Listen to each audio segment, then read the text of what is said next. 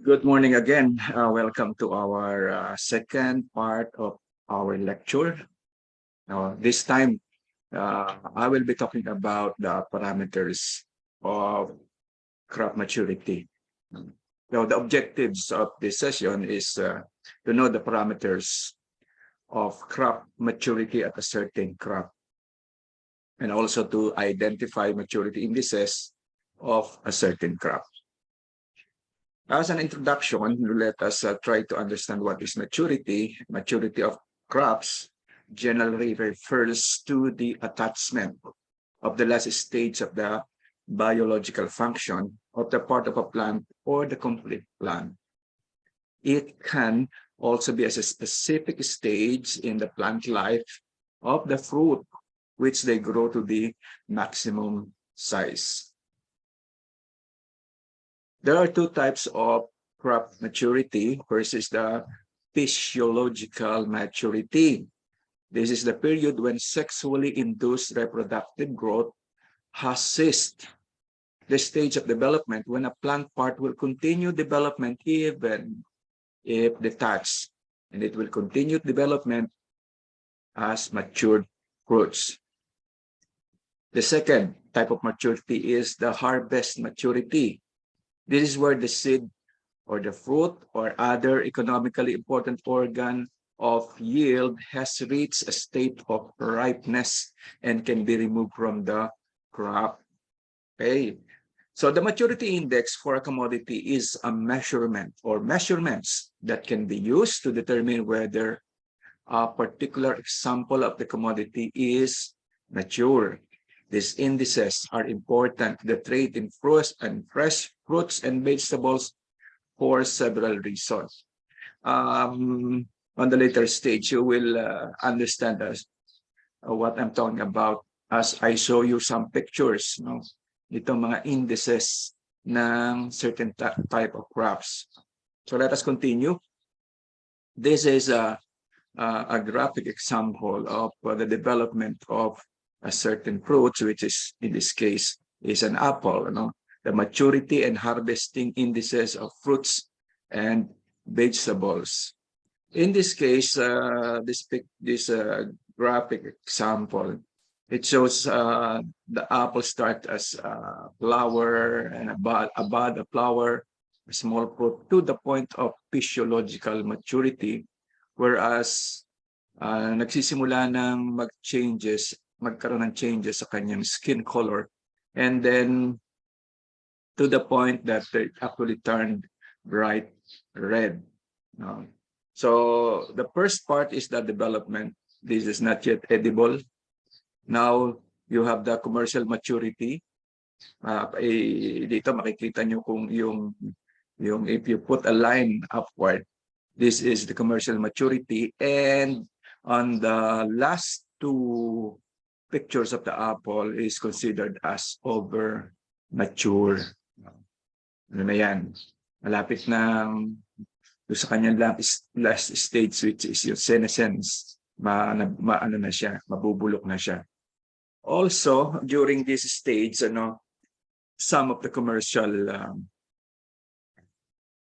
institutions producing or selling this type of fruits are actually undergoing what you call the organoleptic quality test. And ano ba yung organoleptic quality test? Actually, ito ay isang procedure where actually ito ay a method in the determination of the quality of a product using standard human senses, that is visual, olfactory, tactile, taste, and sometimes even auditory. Ano ba yung auditory? Di naririnig. And there are some of that. Malalaman mo yung mga tunog.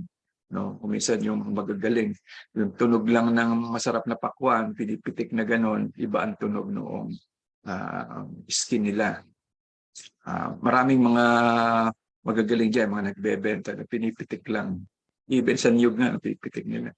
Even yung langka na ripe na, aside from odor, pag pinitik mo or tinapik mo, iba ang mararamdaman mong tunog niya.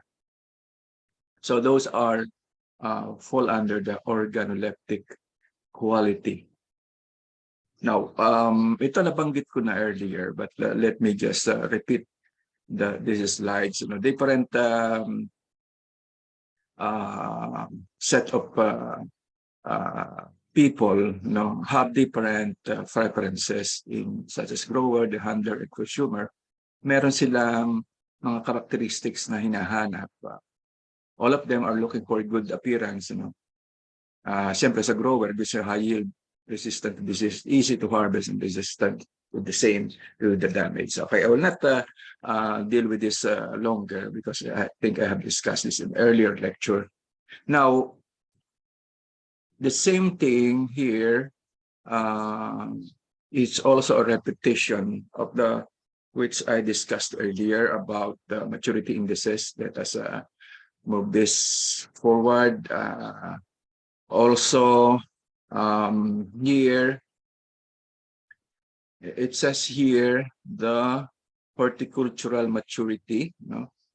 In horticultural maturity, this is a stage of development and a plant part possesses the necessary characteristic for use by consumer. So, yung horticultural para din siyang market maturity. Kasi ito ay ito na yung nahanap ng mga consumers, yung kakain niyan, yung magluluto niyan. Like in fruits, it's either immature, mature, ripening, ripe, or overripe. Ito yung mga category. But hindi lahat ng sasabihin natin, ay immature, ayaw ng market yan. Diba? Pero sa prutas, merong mga gusto nila yung immature. Let's say sa mangga. Merong klase ng mangga na they're looking for the immature, yung berde pa, halos puti pa. Ito yung nakikita nyo nilalako sa kalsada na nilalagyan ng bagoong. Another thing for immature, sa papaya, ito yung ginagamit ng mga gulay sa atsara. But of course, more people want the mature one. Ito yung matamis na masarap.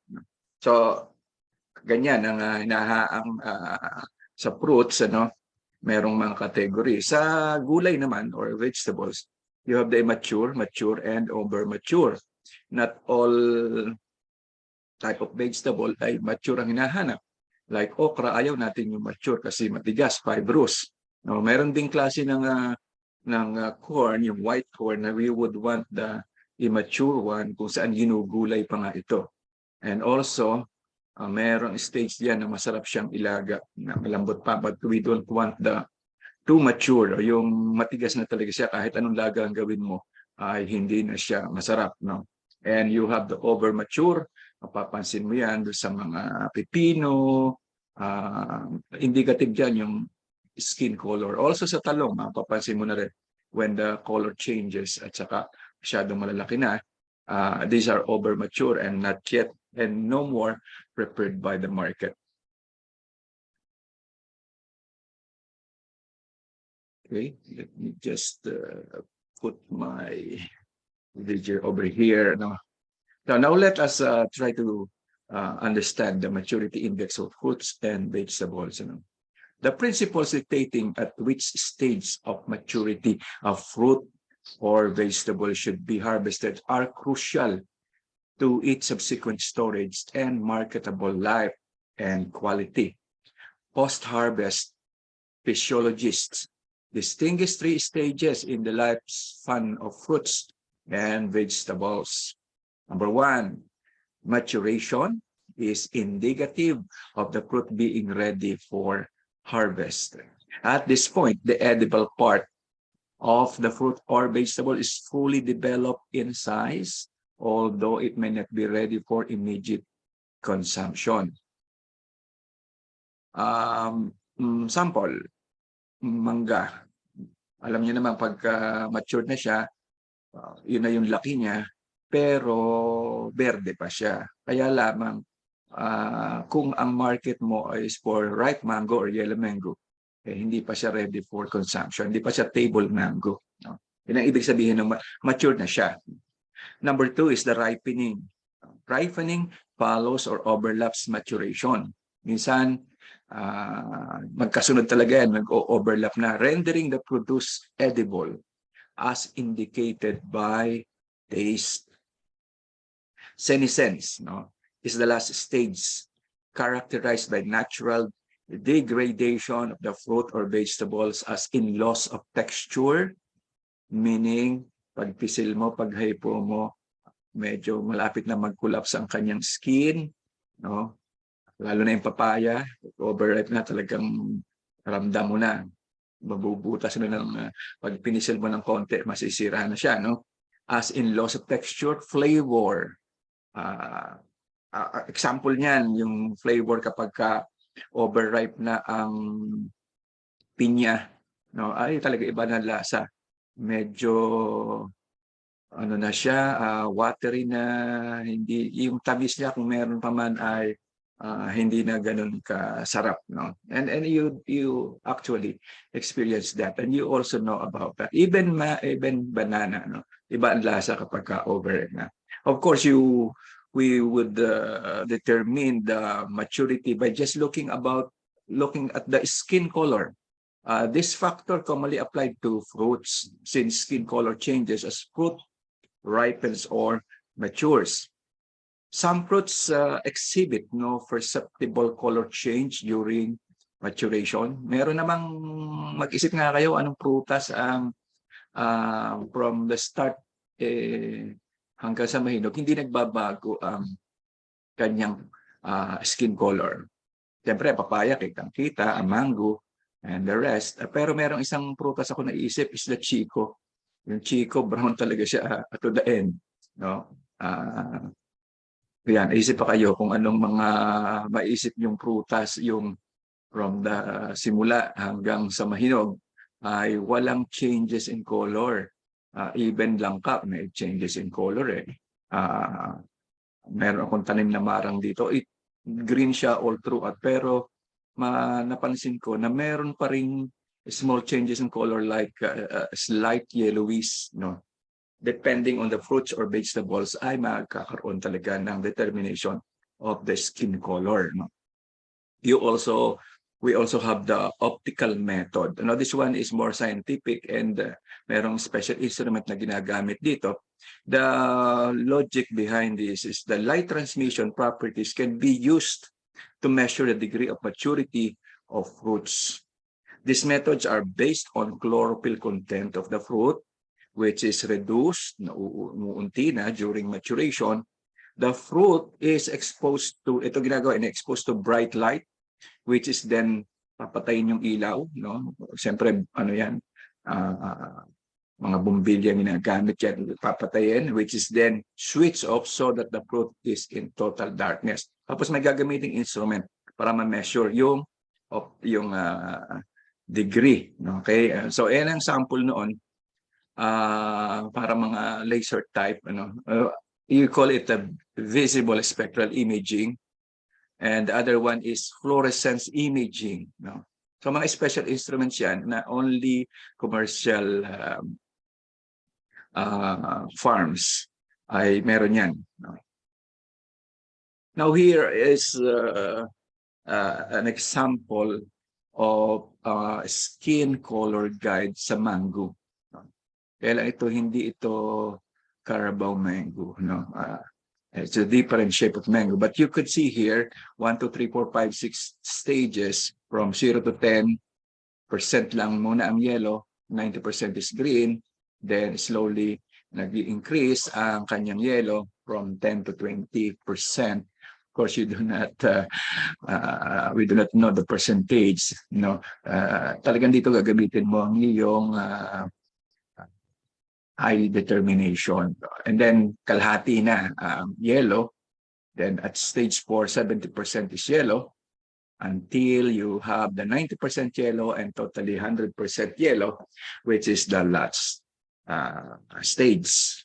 Now, wala nang iya-yellow pa yan. Hanggang dyan lang siya. Sa papaya naman. So ito yung we were talking about papaya as matured na siya. Yan.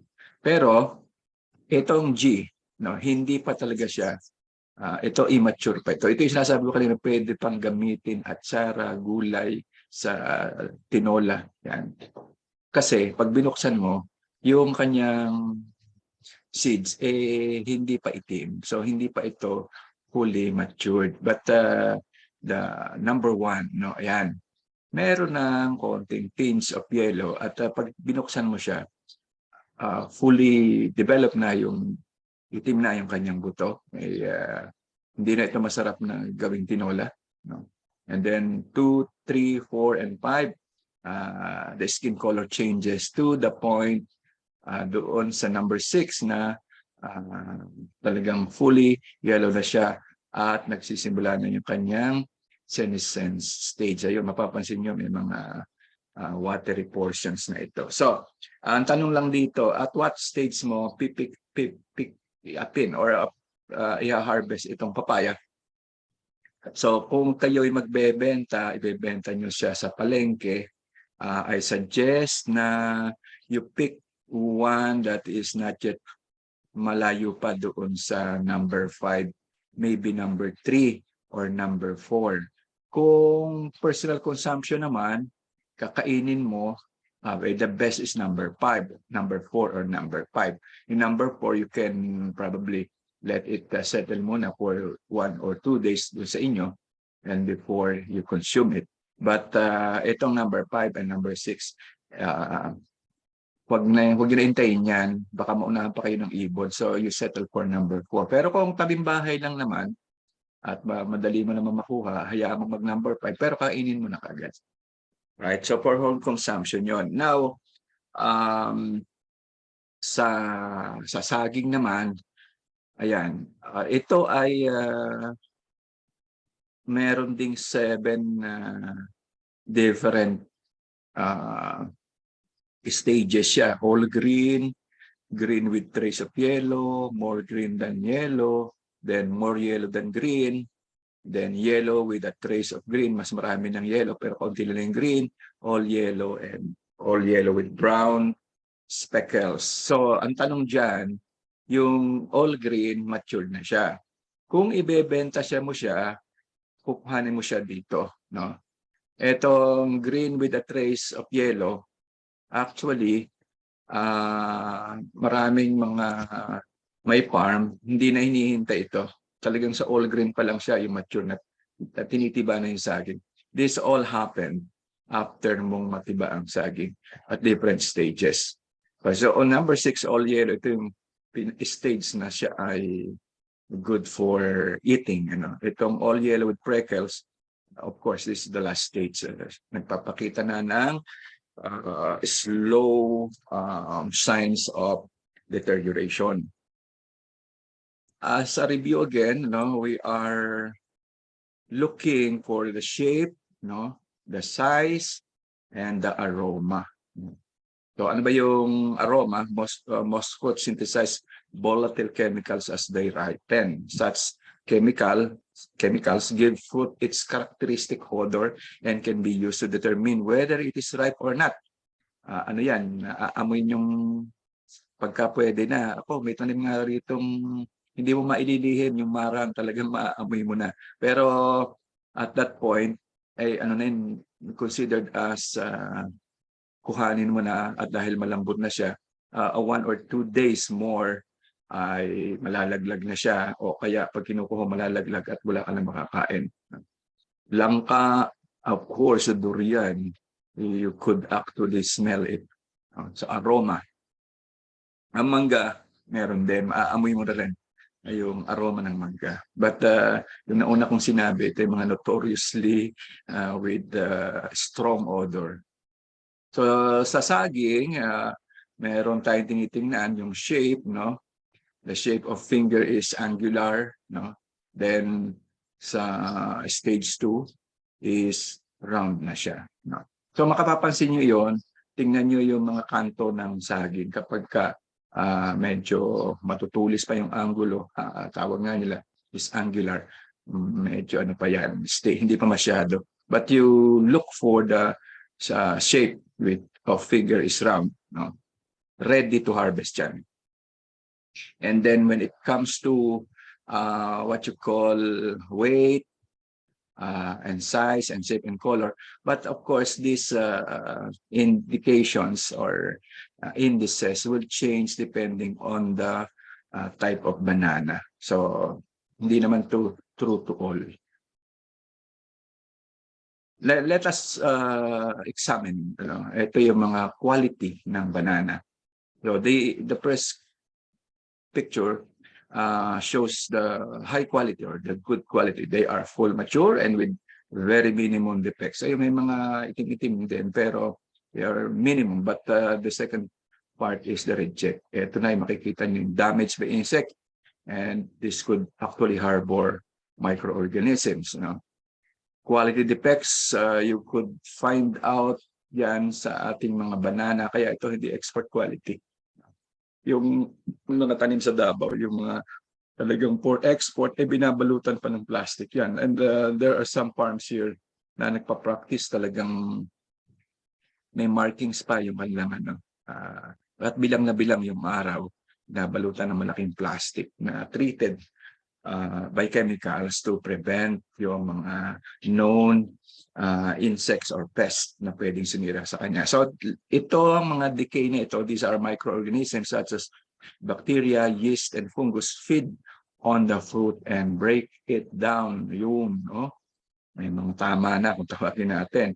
Also, you could find out that there are cracks, no? Yung pumutok, ano? It is a disorder resulting in pill thickness. Pill is the balat, no? And hardness. There is insufficient mineral nutrient in the pill of the fruit. Maybe ito ay cause ng mineral deficiency sa saging.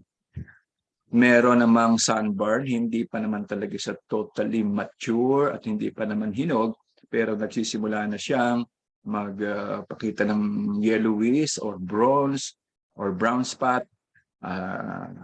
Mapapansin yan doon sa mga kapag iyon ang tinatamaan ng matinding sikat ng araw. The sunburnt fruit does not have the capacity to prevent oxidative stress as the pool of soluble antioxidants is reduced. Yung nagiging epekto niyan, yung natural na protection ng saging ay nare-reduce, kaya ito ay mga defects. Of course, insect damage. So how do you harvest banana? Ito ay pinapractice ng mga commercial, pero sa atin dito ay hindi ito ginagawa. Banana should be harvested by hand using 2 person, 2 tao. Sa atin isa lang. Iitakin mo yung puno ng saging sa kalahati, unti-unti hanggang sa mabali siya at mabagal yung kanyang pagtumba, no? Para hindi ma-damage yung bunga. Pero dito ginagamitan pa siya ng hagdan, and then naka-ready na yung isang tao para pasanin. And then sa commercial, yan ay isasabit na lang doon sa mga relay nila ng mga matitibay na cables.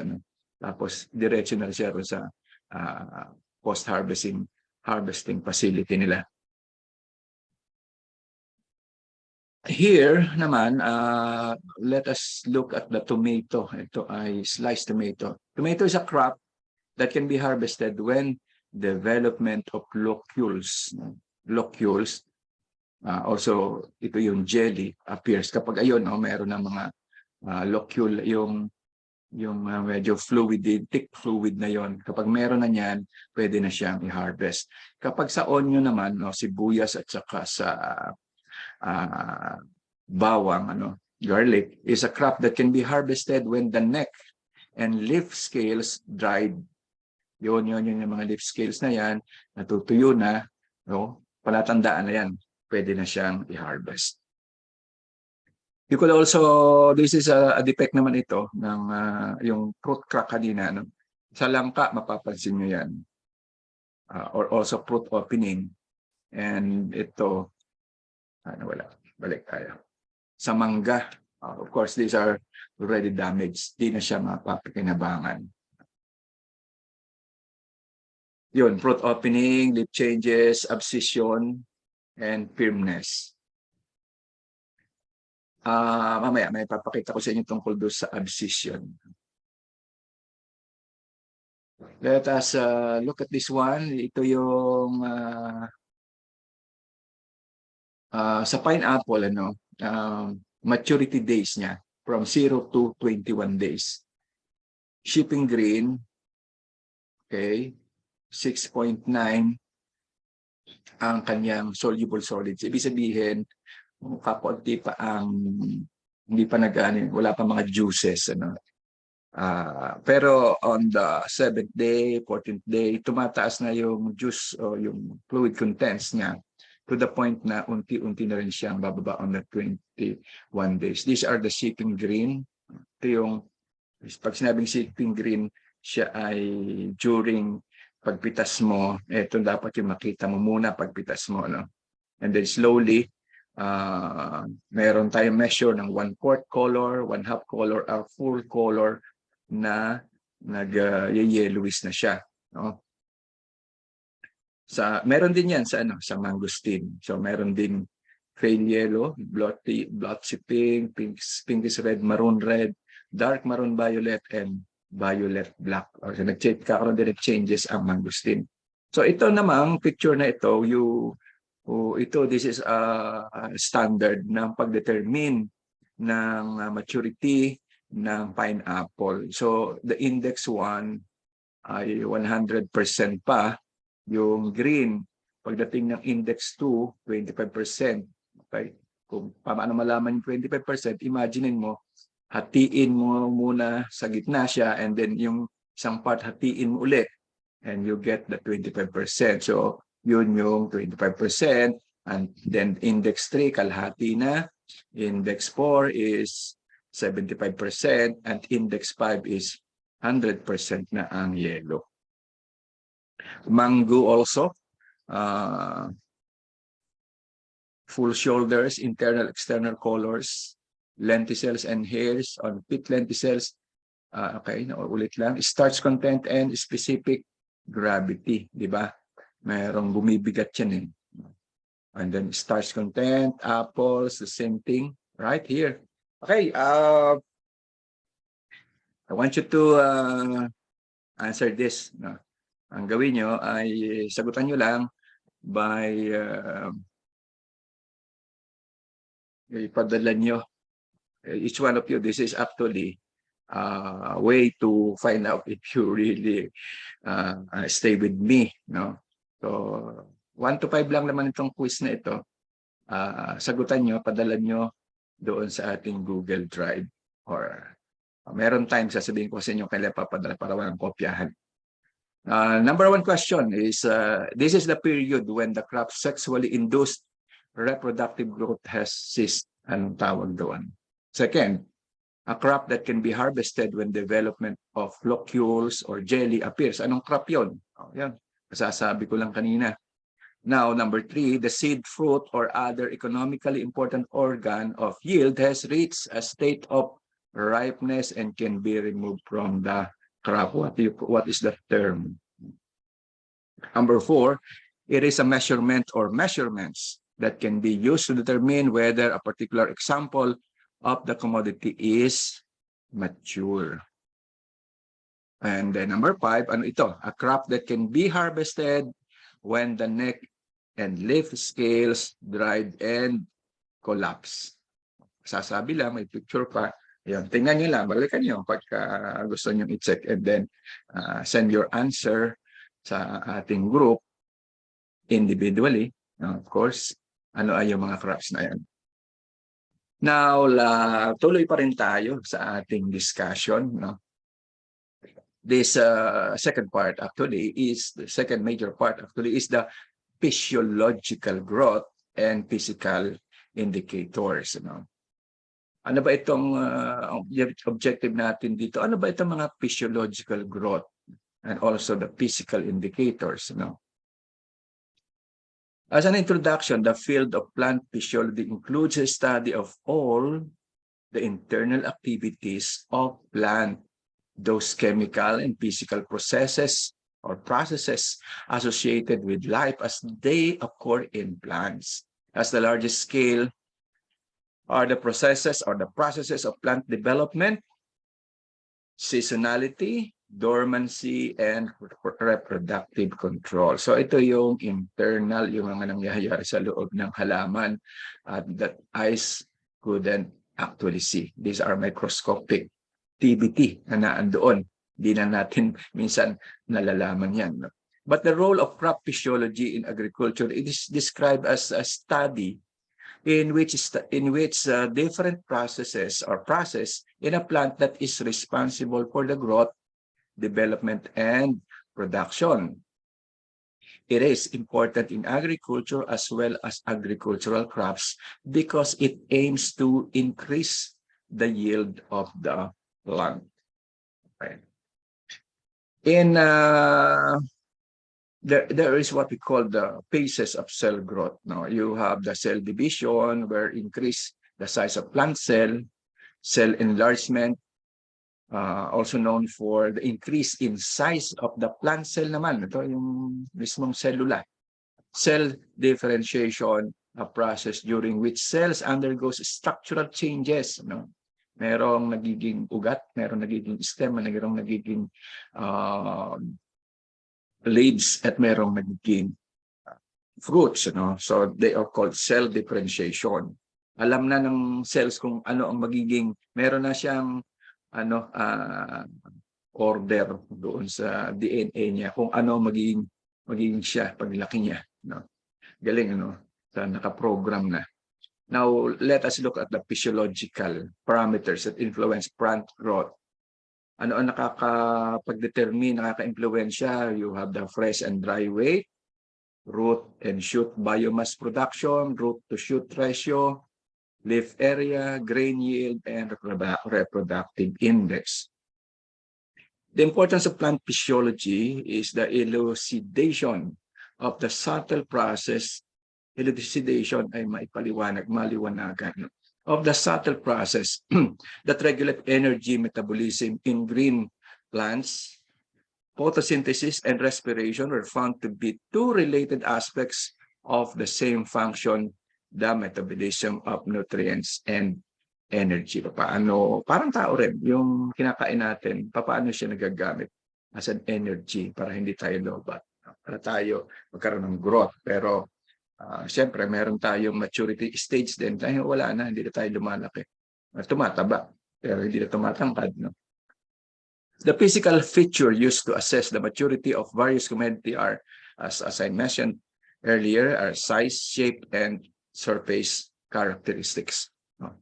Cell growth, dito sa cell growth, this one actually is microscopic depiction, yung dulo ng ugat, nagkakaroon ng tinatawag na apical meristem or the region of cell division. Yung pinakadulo, bakit siya na humahaba ang tingin natin, nag-elongate, because naandoon yung region of cell division. Yung sumunod dyan, yung taas niya is the region of elongation and the region of maturation. So yung ugat, mapapansin nyo, merong medyo hard portion na siya kasi siya ay region of maturation. Naman yung medyo soft in between is the region of elongation, humahaba pa siya. At ang pinakamabilis ng growth ay yung pinakadulo niya. So what happened kung bakit humahaba ang ugat? Because of that activity or in the growth of the cell on the roots. No? Sa prutas naman, ginamit nating example dito ang apple, no? At different stages. Apple, ayan, stage 1. Ito sa upper portion is a depiction of the external. Makikita mo ang itsura niya. Pero dito sa second layer, ito ay cross-section, hinati na siya, slice na siya, so that you can see the formation of the anong itsura ng kanyang seeds, ayan. So, ayan, limit naman kayong pamilyar kayo dyan because kumakain naman kayo ng apple. But that is how we determine the stages in growth of apple. Of course, nakakarating lang sa atin yung stage 5 and 6. We have very little chance to see the different stages kasi madalang pa merong apple naman dito sa Philippines pero mga ilan lang, mga trial stage lang yan. Of course, maturity indices naman, sinasabi rito na this is a stage of fully development of tissue of fruit and vegetable, only after which it will ripen normally. During the process of maturation, the fruit receives a regular supply of food material from the plant. Nakakabit po siya sa halaman. When the mature, the abscission or corky layer which forms at the stern ends stops this inflow. Afterwards, the fruit depends on its own reserves. Carbohydrates are dehydrated and sugars accumulate until the sugar-acid ratio form. Mamaya pakita natin, may portion dito ng abscission layer sa melon. Again, ano yung abscission layer or the corky layer para yung kumakapal siya? This forms at the stern end, which stops the inflow. Parang inaano na niya, hindi na napapadalhan ng mga nutrients yung bunga ng melon or ng pakwan because of that. Parang stop na ang supply natin dyan. Ganun ibig sabihin itong abscission layer. Ito naman ang nadaanan natin. No? There are 4: horticultural maturity, physiological maturity, at ito yung commercial maturity. It is the state of plant organ required by market. Yung nabanggit ko kanina, kasi pwede kasi sa market ay gusto na young corn o yung kumbaga cucumber gusto yung straight at saka hindi pa fully developed ang kanyang buto. Di ba? Ganyan naman nahanap natin. Also, ganun din sa mga upo at saka mga patola dahil fibrous na kapag na siya, physiologically mature. So, yung harvest maturity, pwede mo na siyang tanggalin sa puno with the intention na alam mong aabot pa siya sa market. So, dinidetermine natin dito at what point, kung pinya yan, anong percentage ng yellow ang dapat nating indication sa pagpitas ng pinya. Is it the 25%, the 50%? Actually, depende kung saan mo dadalhin. But most of it would, of the harvesters of the farm, would pick it up with the 25%. Minsan niya, wala pang yellowish, kanila lang kinukuha. Okay, ito yung horticultural commercial maturity. Refers to any stage of development when commodity has reached a level of development. Ayun, itim na ang papaya with green pulp and peel that has attained a maximum size is already commercially mature as a vegetable. Yung upper, yung verde pa, vegetable. But still, a tinge of yellow color has to develop when it is used for dessert, yung kinakain. The physiological maturity naman, it refers to the stage in developing the fruits and vegetables when maximum growth and maturation have occurred. It usually associated with the full ripening in the fruits. Physiological mature stage is followed by senescence. Yung pagkabulok na. For example, a French bean, is at its physiological maturity when seeds are fully developed and the pod will dehisce with little pressure. Yung parang munggo pumuputok na. Pero merong kung gugulayin yan, we do not want to be at that stage medyo matigas na, fibrous. So again, different crops, different stages ang iyong pagpitas. Pero what we're talking here is the physiological maturity. Sa harvest maturity naman, sample natin ay kamatis.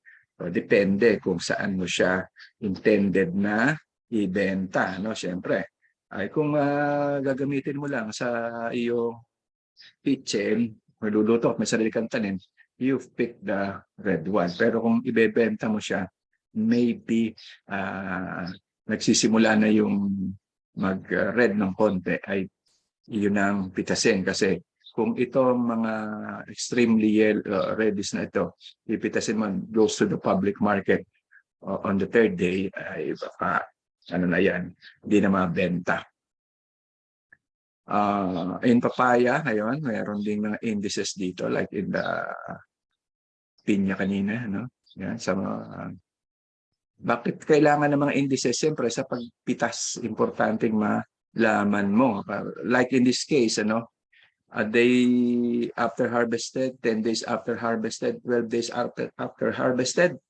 So, yung mga nagbebenta niyan, dapat nasa pagdating doon sa public market, ay ma-determine mo ano ang kanyang itsura, no? Of course, meron ditong table for different fruits, no? At saka you could only see here time to harvest or maturity days. I-refer niyo to. Let's say okra. Ang okra is 4 to 6 months after ng pollination. Yan, 4 to 6 months. Tagal, no? How about the squash? 7 to 8 months. Pero merong mga madadali. Tomato, 45 to 60 days. Beans is isang buwan to 35 days. No? Pepper, 60 to 7 days. Yan. So yan yung kung magtatanim kayo at meron kayong i-harvest, ay dapat alam nyo kailan siya na patanim para may idea na kayo kailan magha-harvest. Kaya di ba sabi natin yung kinakailangan tingnan muna record bago mag-harvest. When it comes to citrus, citrus is harvested when there is a color break of the skin from green to orange or yellow.